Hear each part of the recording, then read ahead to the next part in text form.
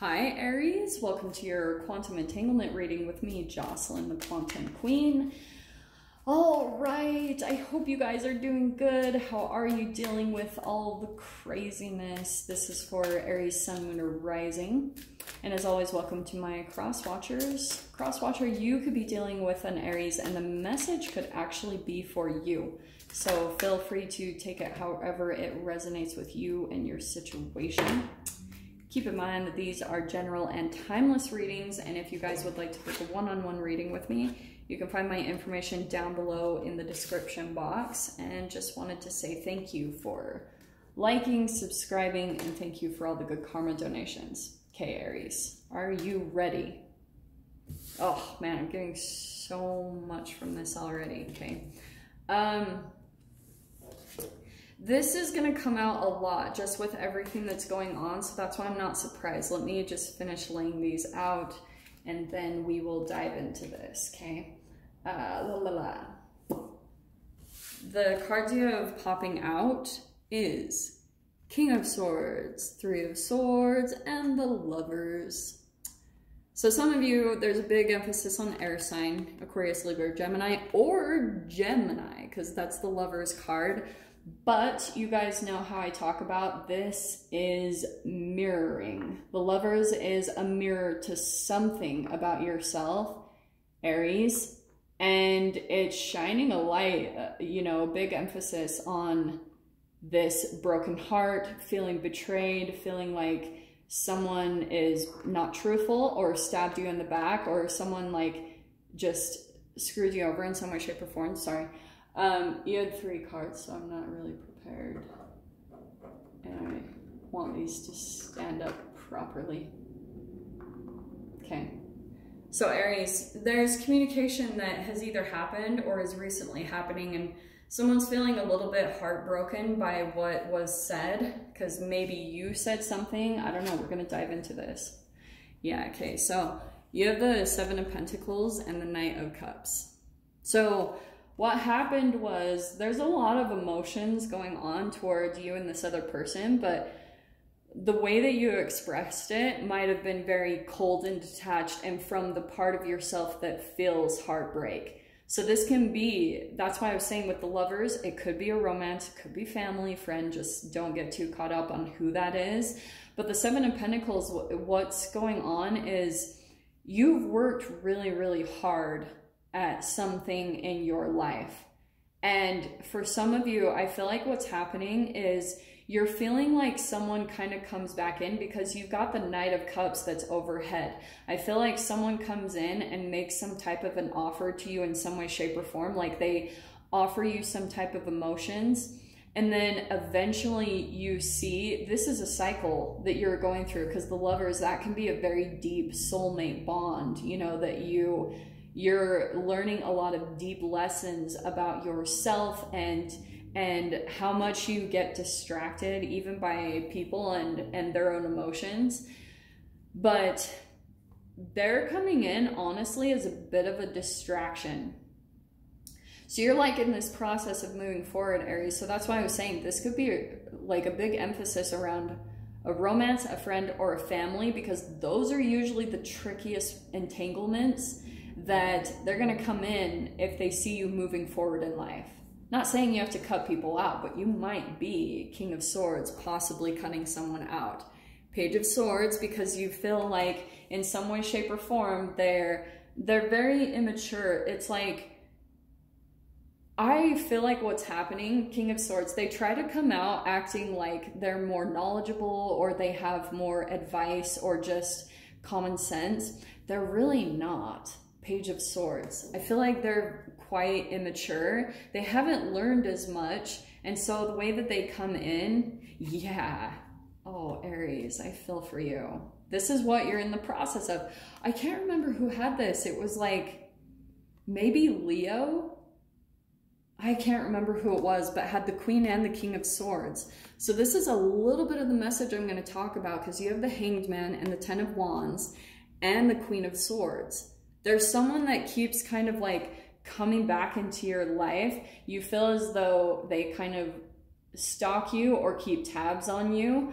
and you feel like this burden about them, because in a way you feel like they are stuck in their life and they want to entangle that same exact energy. It's too hard for them. Honestly, whoever this person is, the fact that you're growing and evolving and doing what you need to do to become a better person and grow yourself, this person is not doing that themselves. They're not moving forward. They're very energetically disconnected in certain ways. So what they do is they feel stuck, so they try to make you feel stuck too. So they come in and it becomes a huge burden for you. But the good thing is, in some way, shape, or form, I feel like you guys are going to be like put in a hold on that. You know, you're seeing she takes a mask off, right? And you are finally standing up to this person or this energy and like, no more of this. It's done. And that's the release of this burden, is when you finally like communicate something around your boundaries and say what you need to say. Because 7 of Pentacles, I feel like this process and this energy it's lining up in divine time, because you're slowly having to go through this alchemical process as you gather enough resources to supply yourself to feel like safe and comfortable enough to truly move on. So that's one part of the energy. But with the 4 of Cups, okay, yeah, this is what I feel like is, it could be a part of you. This is the past. So there could have been this point of time where you were feeling like a lack of purpose. And you could have, right, 7 of Pentacles, started working really, really hard at overcoming this.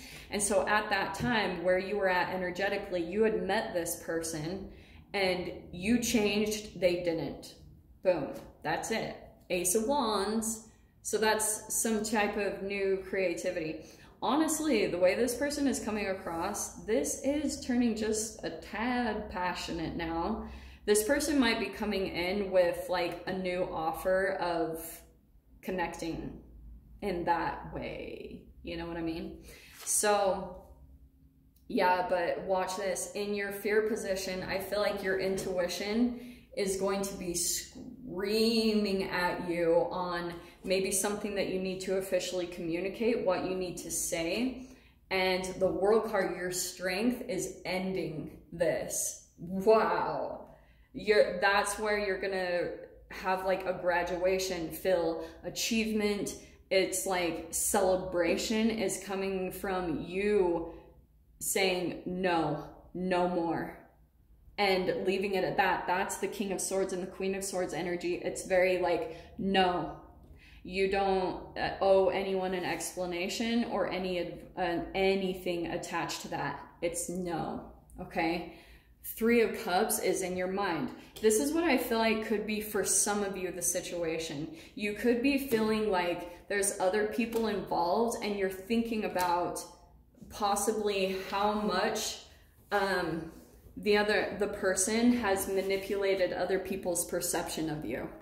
That's the 3 of Cups and the Magician card. And then the 2 of Wands. Here's what's cool though, like, that's a part of all the manipulation, and you're feeling some sadness or regret because possibly you're having to leave behind some other people that have this false perception of you because this person was manipulating their they were able to manipulate and shapeshift vibrations. So their ability to do that with people's minds cause them, you know, you might have to be leaving those people, because that's what's kind of cool. There's 3 cups falling away.